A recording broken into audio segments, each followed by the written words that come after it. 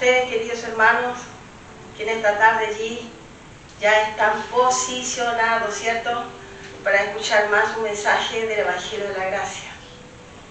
Primeramente le damos gracias a Dios por la vida, le damos gracias a Dios por su vida y le decimos que los amamos mucho, mucho, mucho de verdad. Los amamos en el Señor.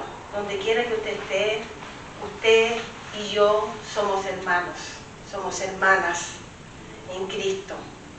Por eso que se extienda el amor que siento por los de acá de Chile y también por los de las otras naciones.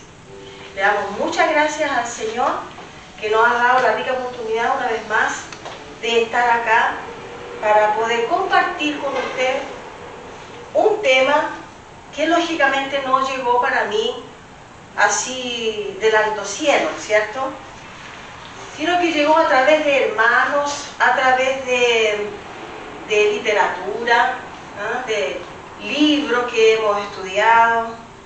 No ha sido así una revelación para mí, porque la revelación la tuvo el apóstol Pablo del Evangelio de la Gracia, y también por la Biblia, por lo que está escrito en el libro, vamos sacando de resúmenes y resúmenes, y vamos haciendo resúmenes y vamos llegando a la verdad.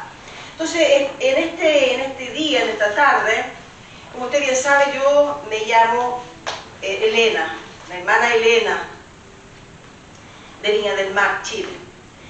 Y estamos entonces aquí para traer más un mensaje del Evangelio de la Gracia de Jesucristo. Y siempre le colocamos un título, ¿cierto? Usted ya lo ve aquí en pantalla. La evidente venida del Señor. De eso es lo que vamos a hablar en esta tarde. Y vamos a comenzar ya para no perder mucho tiempo, ¿cierto? Creemos que muchas vidas están viendo también los otros mensajes. Ya hay bastantes mensajes que hemos colocado en el YouTube. Algunas hermanas han compartido para otras plataformas. También le pedimos a usted que comparta para otras plataformas si usted las tiene, porque cuanto más vidas conozcan la verdad, más vidas van a ser felices en la tierra y saldrán del miedo y saldrán del engaño. Más vidas van a ser libres, porque dice la palabra de Dios: conoceréis la verdad y la verdad te hará libre. Así como nos está haciendo libre a nosotras, también a usted y a los que nos escuchan. Seremos libres, porque para eso Cristo vino, para hacernos libres. Y todo lo que sucedió fue para eso, para que sus hijos viviésemos sin miedo y sin temor del mal. Vamos entonces al tema, la evidente venida del Señor. Tenemos un versículo, Daniel 12,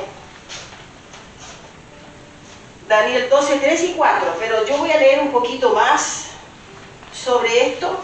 Vamos a leer también el versículo 1 y el versículo 2.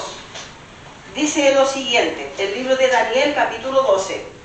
En aquel tiempo se levantará Miguel, el gran príncipe que está de parte de los hijos de tu pueblo, y será tiempo de angustia, cual nunca fue desde que hubo gente hasta entonces, pero en aquel tiempo será libertado tu pueblo, todos los que se hallen escritos en el libro. Versículo 2.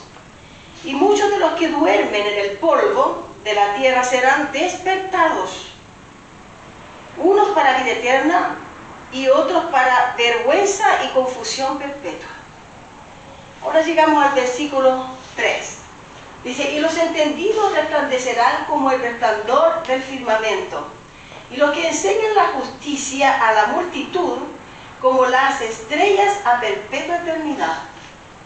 ¡Qué promesa maravillosa! Por eso estudie y enseñe, porque aquí dice muy claramente: los que enseñan la justicia a la multitud como las estrellas a perpetua eternidad. Serán como las estrellas a perpetua eternidad. Versículo 4. Dice, pero tú, Daniel, cierra las palabras y sella el libro hasta el tiempo del fin. Muchos correrán de aquí para allá y la ciencia se aumentará. Mira que lo que dice aquí, esto es lo que quiero que tú veas bien. Sella el libro. ¿Y por qué le dijo sella el libro? Porque no era el tiempo de abrir ese sello. Ese era un sello que tenía que permanecer por muchos años, tal vez unos 2500 años, para que viniese recién a ser abierto. Y quien abrió ese sello, quien Dios envió para abrir ese sello fue el apóstol Juan. Y nosotros vamos a ver eso ya. Pero vamos a otro versículo. Vamos a otro versículo que está en Daniel 8, 26. Dice, la visión de las tardes y mañanas que se ha referido es verdadera, y tú guarda la visión, porque es para muchos días. Aquí nos dice que es para muchos milenios. Aquí dice que es para muchos días. ¿Ya? Son importantes esas palabras que salen en el versículo. Veamos otro.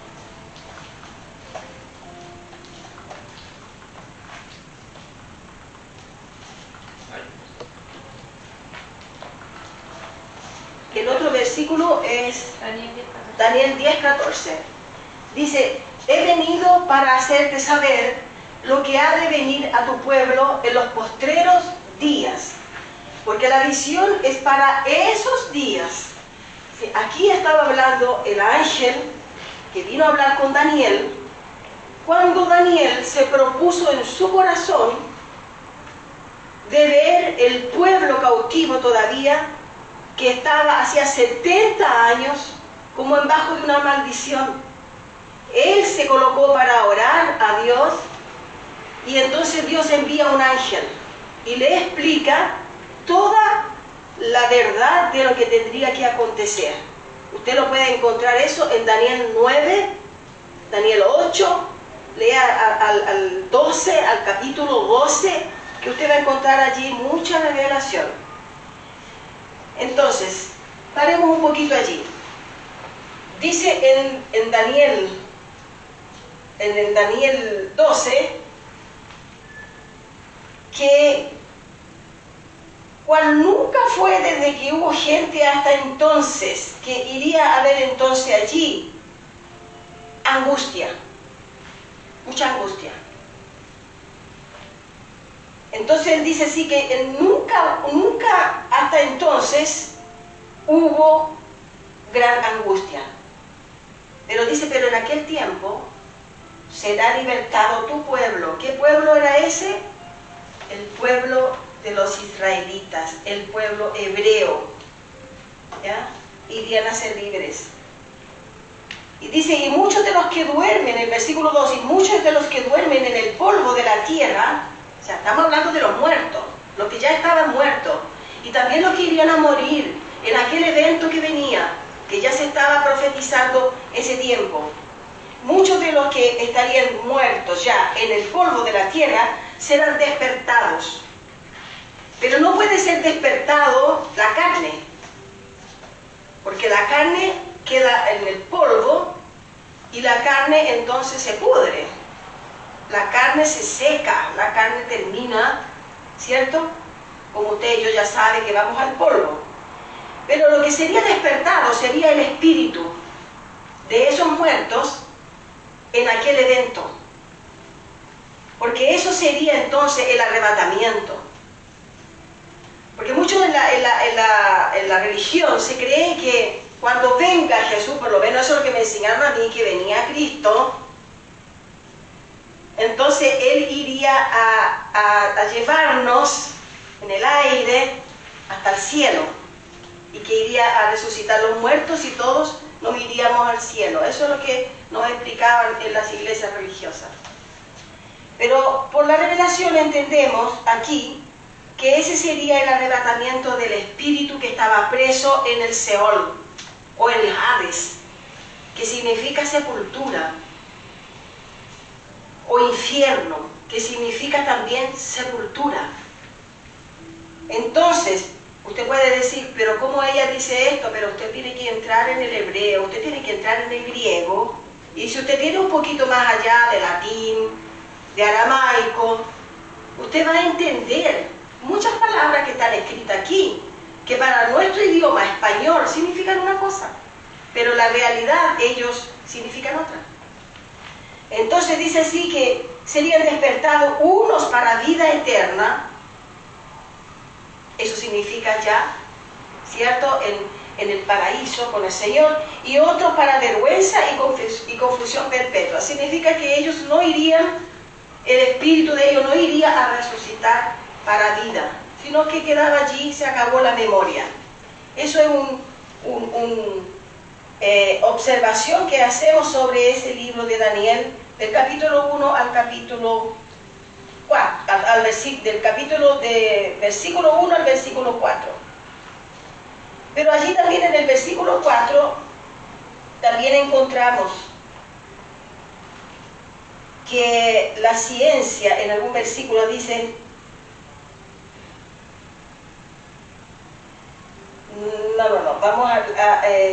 estábamos entonces en Daniel 8, 26, ¿cierto? Que es un poquito más adelante, vamos a ir explicando eso. Daniel 8, 26. Ya vimos ahí que esa visión, guarda la visión porque es para muchos días. Ya vimos esa parte que hablaba de los días, ¿cierto? De los últimos días. Ahora estaríamos en el otro versículo, Apocalipsis. No, después viene Mateo 24, 21. Vamos a leer Apocalipsis 22, 10. Hay algunos versículos que no los colocamos allí en la pantalla. Apocalipsis 22, 10 dice lo siguiente: y me dijo, no selles las palabras de la profecía de este libro, porque el tiempo está cerca. A mí me gusta marcar esto porque aquí dice, no selles el libro de esta profecía. Y a Daniel le dijo entonces, sella. A Daniel le dijo, sella estas palabras, porque todavía no era el tiempo.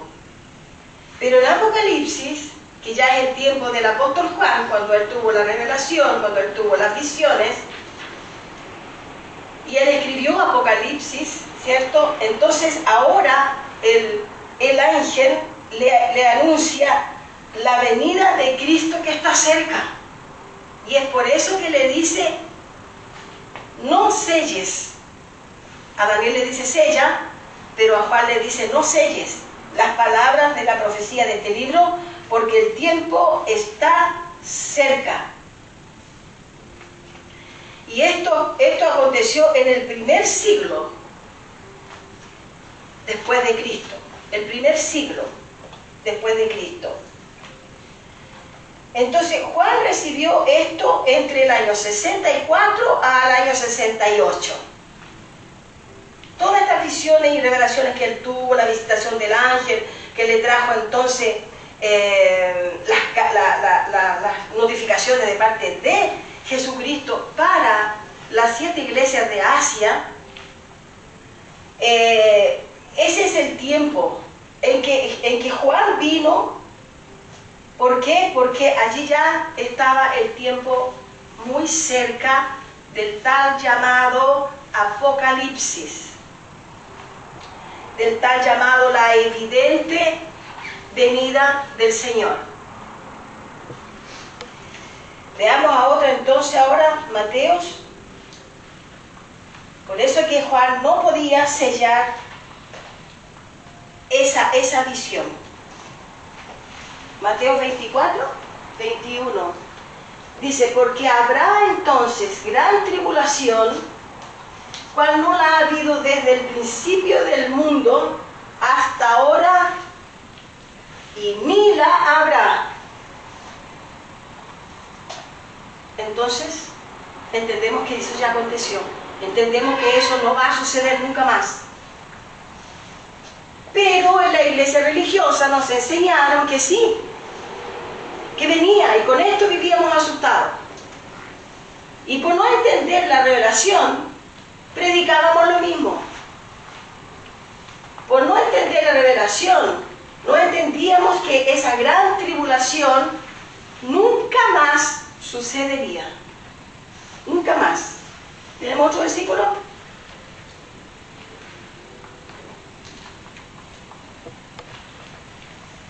Eso era Lucas 21, ¿cierto? Ahora. Dice, porque estos son días, no habla de, ¿cierto? Estos son días de retribución para que se cumplan todas las cosas que están escritas. No dice algunas, dice todas. ¿Te fijas cómo es importante? Es muy importante, hermano, que usted aprenda a leer la Biblia despacito. Como dicen en Brasil, devagar. Muito devagar. Porque allí usted va a recibir revelaciones de Dios. Pero si usted lee así, atropellando una palabra con la otra, no va a su mente a procesar lo que usted está leyendo. Y sí va a procesar algo que a usted le llamó la atención, pero no el contexto general. Léalo despacito. ¿Ya? Entonces, nuevamente, ahora tenemos 22. Yo voy a leer el versículo 20. Lucas 21.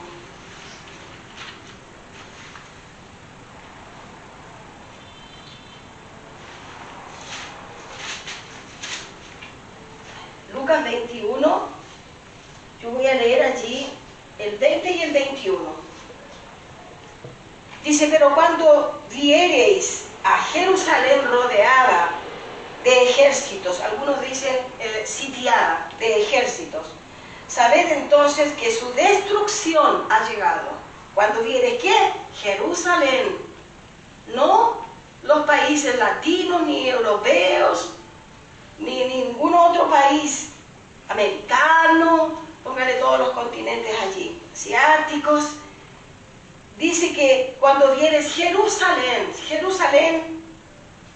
rodeada de ejércitos, sabed entonces que su destrucción ha llegado. 21. Entonces los que están en Judea, ya lo hemos leído esto en el otro tema que tenemos allí, el otro mensaje, que habla 3 eventos en un solo tiempo. También se lo recomiendo, que también habla de este tema. 21, dice, entonces los que estén en Judea huyan a los montes, y los que en medio de ella váyanse, y los que están en los campos no entren en ella. Ya había entonces estas voces. Versículo 20-21. Ahora vamos a Habacuc. Se cumplirían todas aquellas cosas.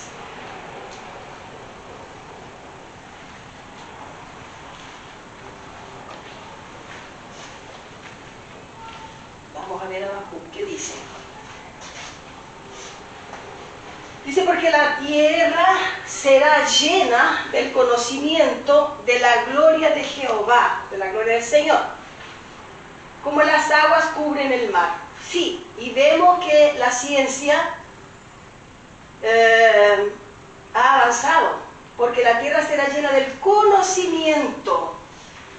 Este conocimiento es la ciencia de la palabra de Dios. Esta ciencia la trajo el don de ciencia, y el don de ciencia lo trajo el Espíritu de Dios, porque es un don del Espíritu Santo. ¿Dónde lo encuentro, hermana Elena? Lo encuentro en 1 Corintios 12, en donde están todos estos dones que el Señor nos entregó a través de su Espíritu.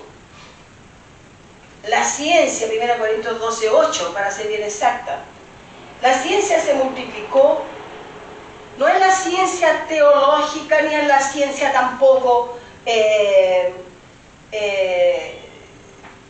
la ciencia tecnológica. También no es esa ciencia. Es la ciencia que se multiplicó para traer el conocimiento. En la ciencia que se habla aquí no es tecnológico, es la ciencia de la palabra de conocimiento. Palabra de sabiduría, palabra de conocimiento. Son dones que el Señor trajo y por eso sí vemos que se ha multiplicado. Ahora vamos a ver, la ciencia se multiplicó, la palabra de conocimiento ya se ha multiplicado, la palabra de ciencia se ha multiplicado. ¿Desde cuándo? Desde Pentecostés. Desde que vino el Espíritu Santo. Es otro tema que tenemos, que se lo recomendamos también. La venida del Espíritu Santo. ¿Para qué vino? ¿Cuál era el objetivo que Él tuvo para venir? Para Dios enviarlo a la tierra y llenar, ¿cierto? Llenar de conocimiento, llenar de espíritu, el Espíritu Santo, en las vidas que estaban en ese lugar reunido en aquella fiesta de Pentecostés. Allí entonces también vino el Espíritu Santo con sus dones. Por eso que dice que también el don de lengua, y está allí también en 1 Corintios 12, que hubo fusión también con las lenguas, que usted lo puede ver en estos temas. Todo esto sale clarísimo cuando usted tiene el don de ciencia. Dice así, desde Pentecostés la ciencia aumentó por obra del Espíritu Santo. Esa ciencia aumentó solamente por el Espíritu Santo. Él es el autor de la ciencia y de todos los dones. Él lo entregó. Pero Él vino antes como un niño. Ahora vamos a colocar Isaías, que usted conoce muy bien esa parte, ¿cierto? Él vino primeramente como un niño. Y vamos a ver el versículo 9. No harán mal ni dañarán en todo mi santo monte, porque la tierra será llena del conocimiento. Ya se profetizaba sobre el Espíritu de Dios que traería el don de ciencia. Será llena del conocimiento del Señor, ¿cierto? Jehová, como las aguas cubren el mar. Ahora yo voy a leer un poquito más en esto de Isaías. Dice así: saldrá una vara del tronco de Isaí y un vástago retoñará de sus raíces. Y reposará sobre él el espíritu de Jehová, espíritu de sabiduría y de inteligencia, espíritu de consejo y de poder, espíritu de conocimiento y de temor de Jehová. Y le hará entender diligente en el temor de Jehová. No juzgará según la vista de sus ojos, ni arguirá por lo que oigan sus oídos, sino que juzgará con justicia a los pobres y arguirá con equidad por los mansos de la tierra, y herirá la tierra con la vara de su boca, y con el espíritu de sus labios matará al impío, y será la justicia cinto en sus lomos, y la fidelidad ceñidor de su cintura. Vamos a llegar hasta el 9. Morará el lobo con el cordero, y el leopardo con el cabrito se acostará. El becerro y el león y la bestia doméstica andarán juntos. Y un niño los pastoreará. La vaca y la osa pacerán sus crías, se echarán juntas, y el león como el buey comerá paja. Y el niño de pecho jugará sobre la cueva del áspid, y el recién destetado extenderá su mano sobre la caverna de la víbora. No harán mal ni dañarán en todo mi santo monte, porque la tierra será llena del conocimiento de Jehová, como las aguas cubren la mar. Y usted sabe que en Isaías 9, allí está el niño, ¿cierto?, que iba a llegar a la tierra, el nacimiento del Mesías. Versículo 6 del capítulo 9 dice: porque un niño nos es nacido, hijo nos es dado, y el principado sobre su hombro, y se llamará su nombre admirable, consejero, Dios fuerte, Padre eterno, príncipe de paz. Este era el niño que estaba trayendo entonces en su tiempo al Espíritu Santo para entregarnos la ciencia. y también lo que iría a acontecer con la evidente venida del Señor. Vamos a ver ahora entonces Apocalipsis 22:16. Estamos hablando de un tema que yo lo he tenido que aprender, un poco leyendo, un poco estudiando un libro que ya se lo he mencionado, el libro de Flavio Josefo, y también de otros hermanos que están por todas partes, hermanos principalmente que están en Brasil y que han recibido ellos más conocimiento, o primeramente el conocimiento, hermanos que han recibido el don de ciencia, y ellos nos han ido enseñando porque son nuestros mentores, aunque no estemos allí en sus aulas, pero estamos ligados a través de internet, y nosotros vamos aprendiendo con ellos y ellos van aprendiendo con nosotros. Y así esto, nadie tiene envidia, nadie está procurando miembros para la iglesia. Lo que se procura es de que todos los hijos de Dios conozcan la verdad. No hay envidia entre nosotros, no hay competencia, no hay que estar esperando vidas que vengan para que puedan sustentarnos, nada de eso. Es una obra de amor y una obra de fe que el propio Dios te pone en tu mente, en tu espíritu. Apocalipsis 22:16 dice: yo Jesús he venido, he enviado mi ángel para daros testimonio de estas cosas. Apocalipsis 22:16. Yo Jesús, este era el niño, he enviado mi ángel para daros testimonio de estas cosas en las iglesias. Hoy en día sabemos que la iglesia no es más física, es una iglesia, ¿cierto? Que nosotros somos la iglesia, nosotros somos el templo del Espíritu Santo, nosotros somos morada de Dios en espíritu.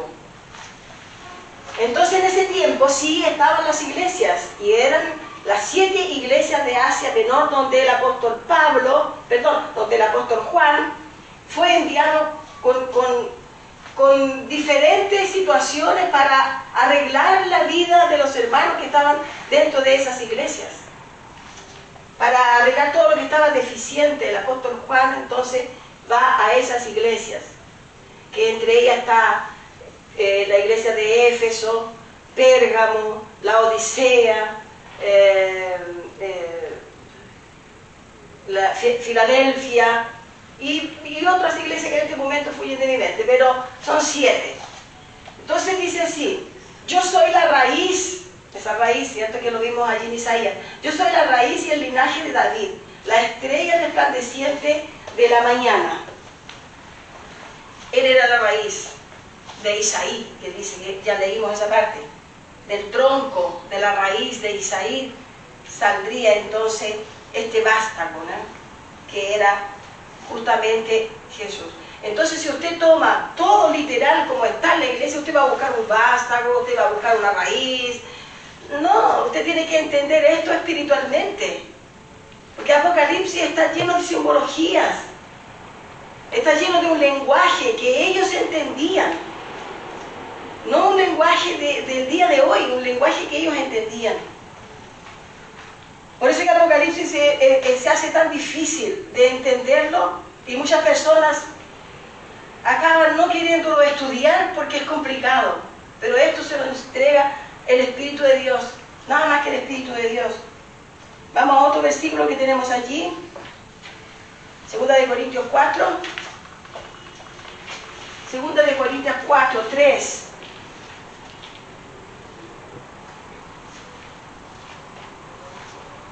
Segunda de Corintios 4:3, aquí ya el apóstol Pablo, él ya había recibido la revelación de los últimos tiempos también, y del Evangelio de la Gracia, porque el Evangelio de la Gracia comenzó en la muerte y resurrección de Jesucristo.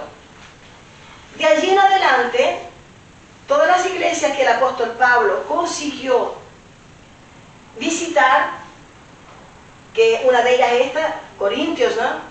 La iglesia de Corintios, la iglesia de Éfesos, y todas las iglesias que están allí escritas en el Nuevo Pacto, el apóstol Pablo fue enseñando que el tiempo, todas las cosas, todo lo que iba aconteciendo, dice, pero si nuestro evangelio está aún encubierto, entre los que se pierden está encubierto. Es decir, que en ese tiempo, desde la cruz al tiempo de la evidente venida del Señor, hubo un tiempo de transición. Y de ese tiempo en adelante, cuando el apóstol Pablo, después de la resurrección de Jesucristo, él recibe la revelación, ¿cierto?, en el tercer cielo, él ya comienza a enseñar a las iglesias el tiempo del fin. Muchos de ellos entonces entendieron el propósito de la venida del apóstol Pablo a cada iglesia, pero otros dicen aquí que no. Dice, entre los que se pierden está encubierto, pero si nuestro evangelio está aún encubierto, entre los que se pierden está encubierto. Dice, eso no van a entender, eso no van a conseguir creer, no les va a interesar el tema. Pero usted que está allí viéndome en este mensaje, que no es muy fácil predicar, este tema es complicado, pero usted que lo está viendo, con certeza, usted es uno de los predestinados, que están allí en Efesios 1, versículo 3. Dice que somos predestinados desde antes de la fundación del mundo. Antes de la fundación del mundo. Segunda de Corintios 4:3 sería ese, ¿cierto? El Evangelio desde aquella época, entonces, continuando aquí con 2 Corintios 4:3, el Evangelio estaba siendo revelado desde aquella época, ya también por el apóstol Pablo. Y en todas las iglesias de ese tiempo y en esas regiones, ¿cierto? Usted lee allí 2 Corintios 4:16. Usted puede buscar eso en su casa.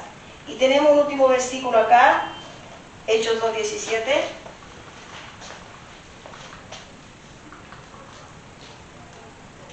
Dice que en los postreros días, dice Dios, derramaré de mi espíritu sobre toda carne.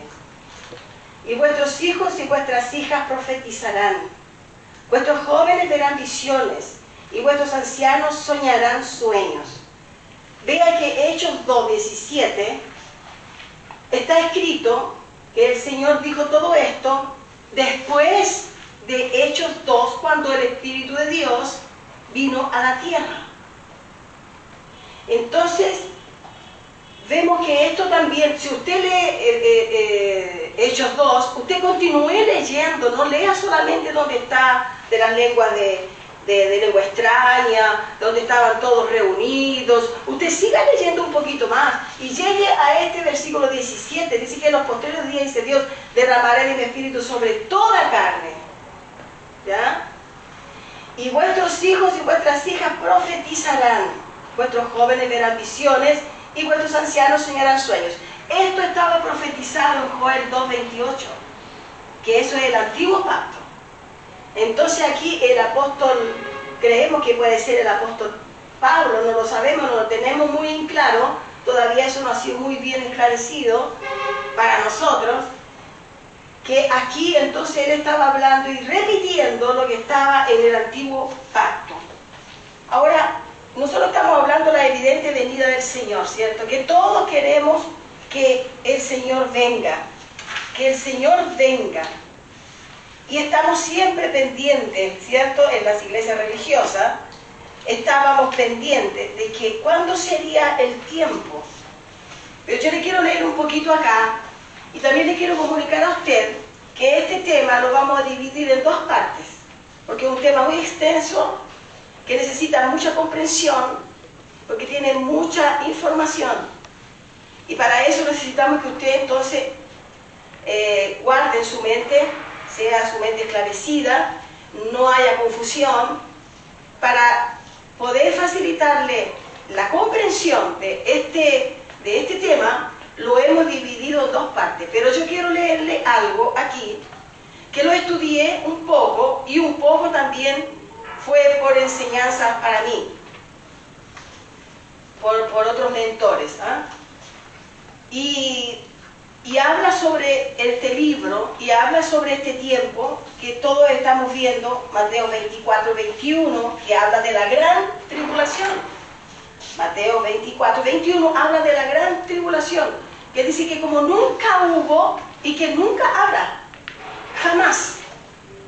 Entonces cuando a usted le digan que vamos a pasar por una gran tribulación, ¿ya? Pero que no sé, como que primero iba a salir unos y el Señor iba a arrebatar la iglesia y después era la gran tribulación y los que habían aceptado a Cristo dentro de la iglesia con la manito, sí Señor, acepto a Cristo, esos irían a quedar en la gran tribulación.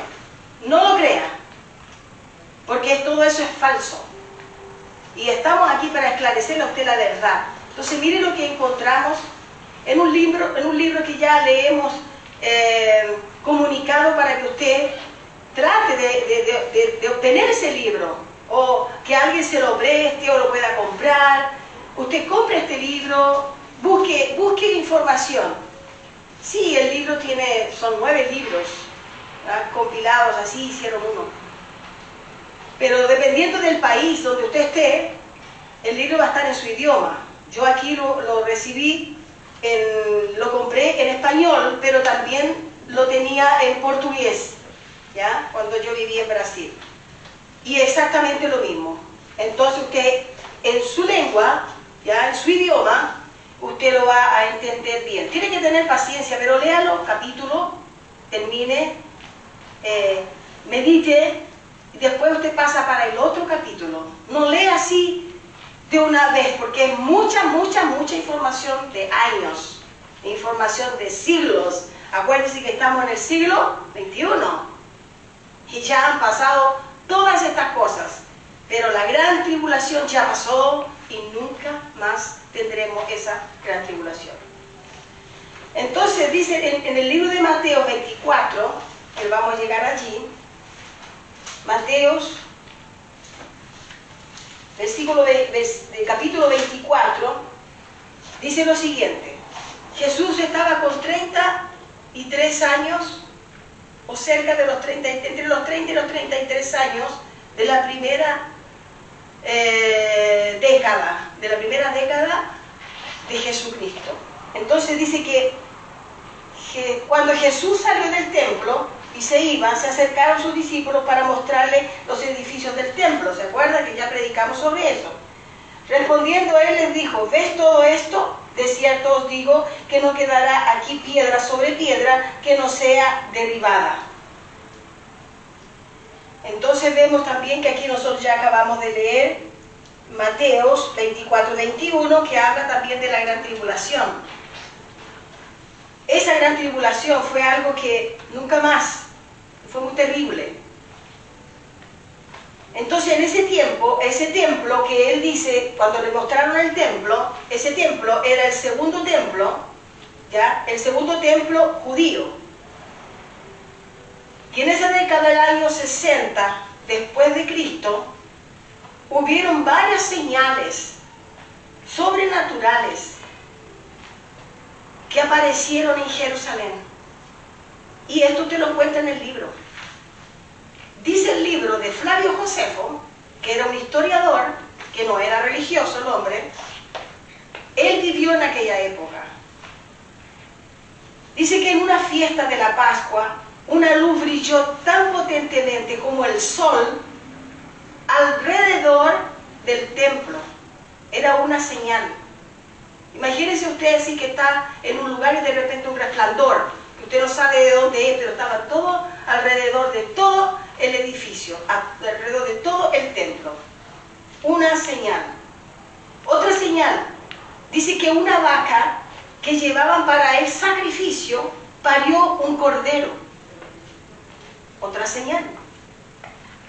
Entonces usted ve que Dios ya estaba mostrando lo sobrenatural. Dios ya estaba mostrando que algo ellos tenían que captar, algo ellos tenían que entender, que era algo espiritual.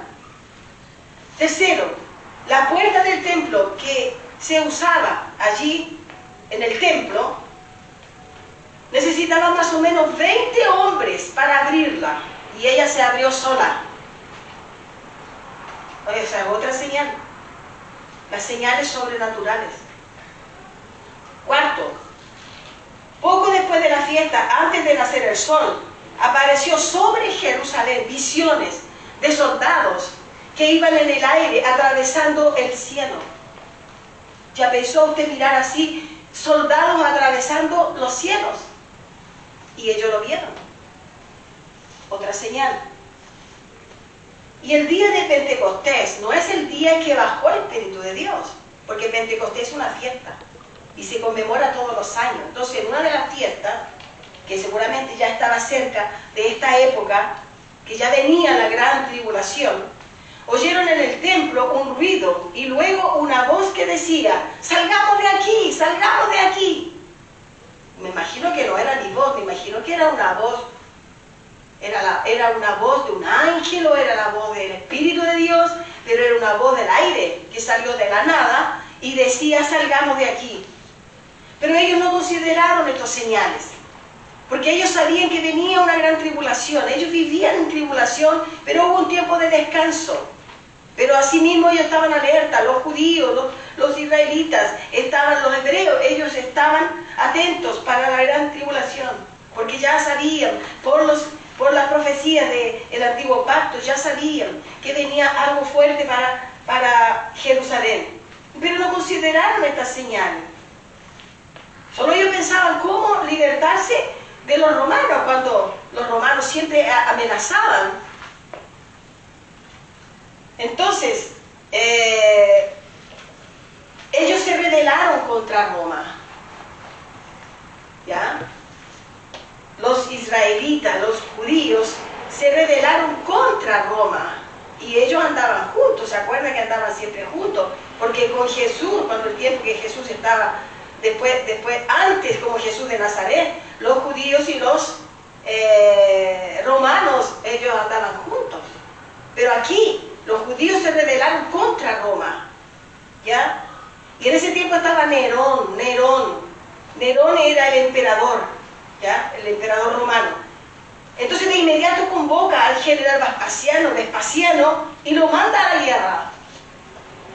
Pero este hombre en el año 68 muere Nerón, y asume el cargo de Nerón como emperador Vespasiano.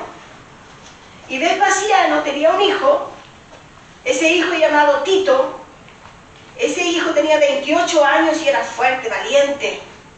Entonces, él asume la lideranza en esta funesta guerra que comenzó, ahora como general. Entonces, el general Tito estaba a cargo del ejército romano que invadió Roma. Y en esa guerra, en esa gran guerra y tribulación, allí murieron. Bueno, este general Tito entró en Jerusalén con 24.000 soldados. Imagínense una ciudad chiquitita como Jerusalén, con 24.000 soldados. Y Jerusalén tenía enormes murallas. Ya hemos predicado sobre las murallas, ¿cierto? Pero los romanos también tenían potentes máquinas y lanzaban unos proyectiles enormes de piedras, también con fierro, que pesaba cada una de ellas 35 kilos y alcanzaba una distancia de 400 metros de distancia. Entonces era una guerra sangrienta. Usted lo puede buscar, Apocalipsis 16, 21. Si usted lo tiene por allí, anote. Pero era tan sangrienta y tan terrible que también el libro enseña que con la falta de trigo, los judíos buscaban alimento alrededor de Jerusalén, porque no había nada para comprar, ya había hambre. Entonces Tito corta todos los árboles, que ya también le hemos contado sobre esta parte, y los coloca alrededor de la ciudad para impedir que ellos salieran a buscar comida, para que ellos buscaran alimento. Y el hambre era grande y los que morían dentro de la ciudad no eran enterrados, porque la ciudad estaba cercada, nadie podía salir, así que el que moría quedaba allí. No había cómo caminar sin pisar en un cadáver. El hambre era grande, se comía feno de animales suela de zapatos, cuero de escudos, y una madre mató a su hijo y se lo comió, porque tenía hambre. Entonces usted ve esa gran tribulación, como nunca hubo, dice la Biblia. En Mateo 24, versículo 21, dice que nunca habrá una tribulación como esa, tan grande. Pero nosotros pensamos que cuando Cristo viene, entonces venía para retirarnos de la tierra y llevarnos con Él. Eso era lo que nosotros sabíamos. Los romanos cuando entraron tenían orden del general Tito que preservasen el templo. Pero un soldado tiró una antorcha y le puso fuego al templo. No se sabe por qué no quería que quemara el templo. El templo tenía mucho oro. El templo tenía allí estatuas, candelabros que eran de oro macizo, oro puro. Entonces ellos querían tener esto y poder llevárselo en orden, pero hubo incendio, pero igual saquearon. Entonces Tito dice que trató de impedir el fuego, pero la guerra lo impidió.